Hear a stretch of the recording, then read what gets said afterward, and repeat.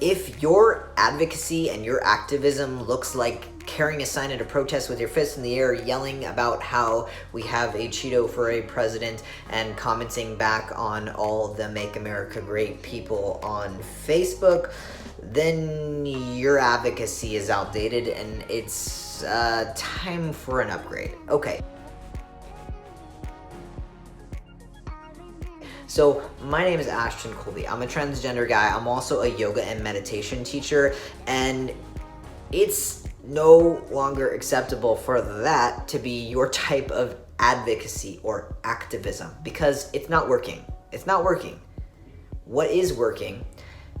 The Maharishi effect. What are you even talking about? Okay, so there was a study where they took a few thousand Buddhist monks and had them meditate all on the vision and the vibe of world peace.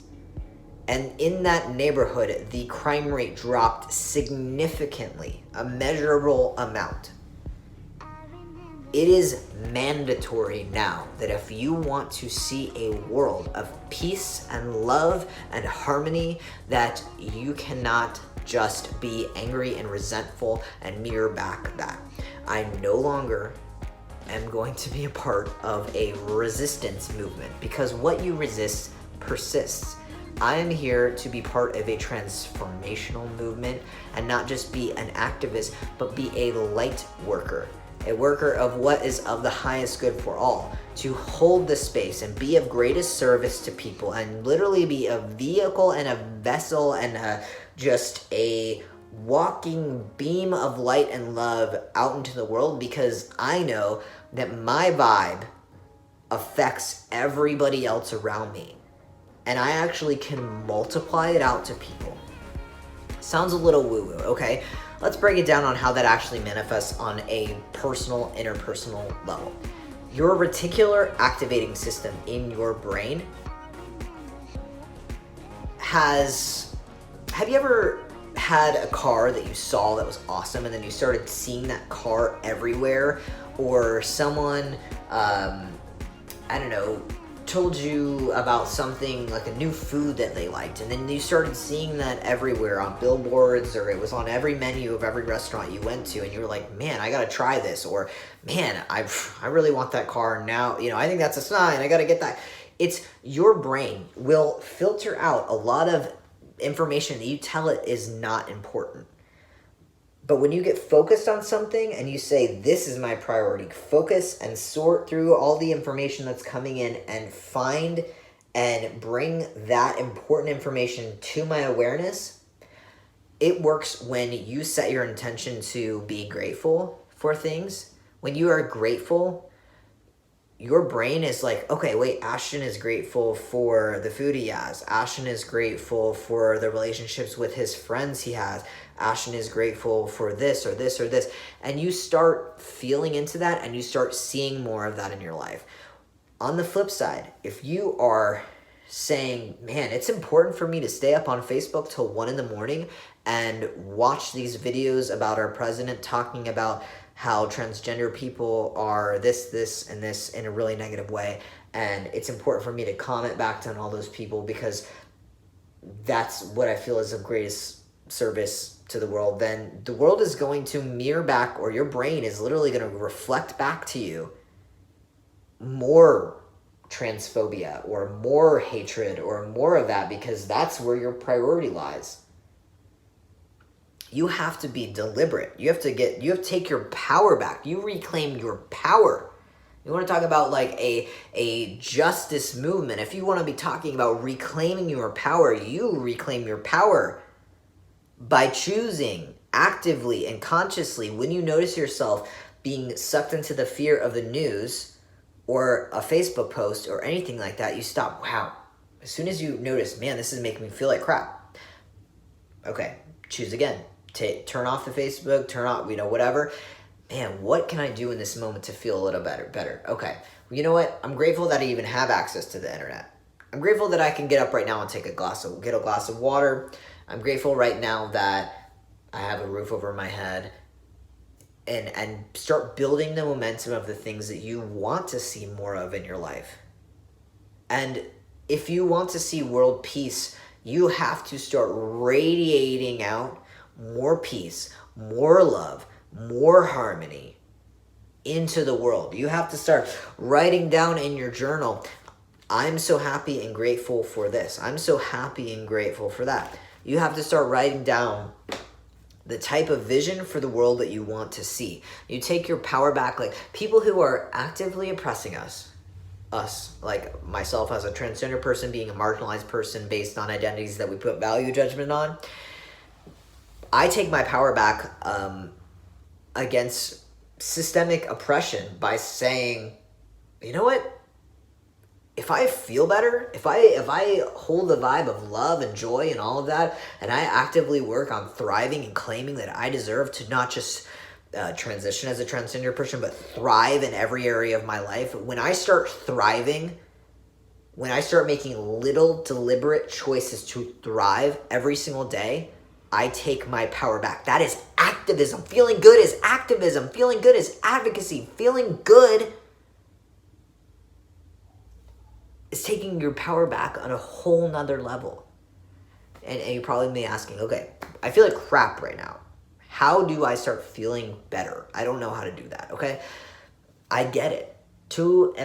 Right after Trump got inaugurated, I was in the hospital for like 30 days for depression and anxiety. Like, I was so, like, that knocked me out. I could not even, like, handle it.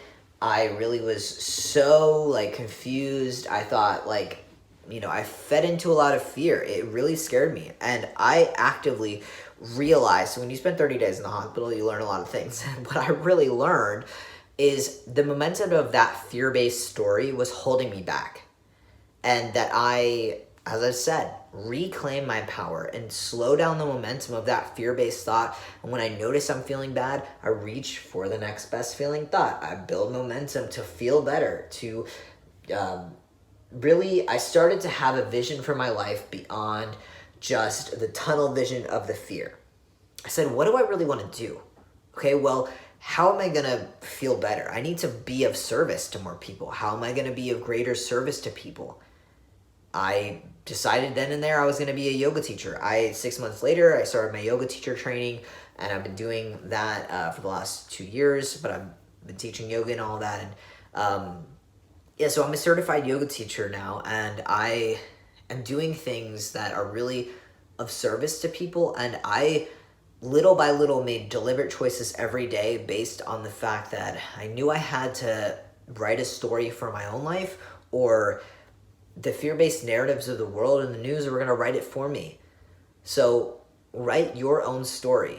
Choose again. Choose a different path or a story, and you don't have to choose to buy into the fear. It's so easy. Like, I think the biggest thing of what holds me back of talking about this on a deeper level is like that people I thought were going to be really close friends of mine for a long time, or I even see it in other advocacy or activist circles that I'm in. It hurts me in the way that they really hold themselves back in the way that they even interact with each other. It's not always in the most kind or loving way. You can really feel it. And I know that to really be successful and aligned and really start to see some profound progress, you have to not just be an advocate or an activist. You have to be a light worker. You have to hold the vibe. Your vibe attracts your tribe. So when you start elevating yourself, I've realized it's okay for me to let some of those friends go, because I've been attracting then more spiritually aligned people that really understand that, like, love is the only answer to any question that you could ever ask, ever. And fear is a complete illusion. And so don't be afraid to step out and start talking about these things and really making a deliberate effort to move beyond the fear and just build momentum for the love. Build momentum for that love. That's all it is. So I really know in my heart you are just as much of a divine being of the universe as myself, and I love you. Really, really, beyond time and space, I'm sending you so much love right now. You are so cared for, and you are so precious to me. Even though we have not met, I am sending you love, and I hope you can really feel it. And if this is resonating with you, let me know. Tell me.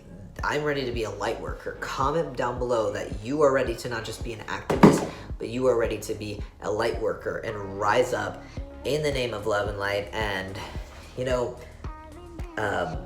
if you want to connect more, you can follow me on Instagram. It's Ashton James Colby. You can follow my social movement, my brand, my company. It's Gender Euphoria, spelled Y-O-U, on Instagram, and as well as you can go to gendereuphoria.com and put in your email list. Put your email to get on the list. We're going to notify you when we launch. We're going to be selling t-shirts all about gender euphoria, and it's got a lot of sacred geometry and all this fun stuff to really just highlight the beautiful positivity and divine beauty that's in every single trans person and every person, really, because a lot of the trans clothing and stuff like that there is just not doing it for me. It's just not like as high vibe as I would want it to be, so I'm gonna fill the gap there. I'm also doing like consulting and education and advocacy and all of that. Actually, you can go to ashtoncolby.com too, because I'm doing a lot more speaking as well. My TEDx talk is below. It's all about flipping the script from gender dysphoria to gender euphoria. And as always, just stay awesome. Stay awesome. You are literally a divine being in the universe, and I am so happy that you are here. Have a great rest of your day.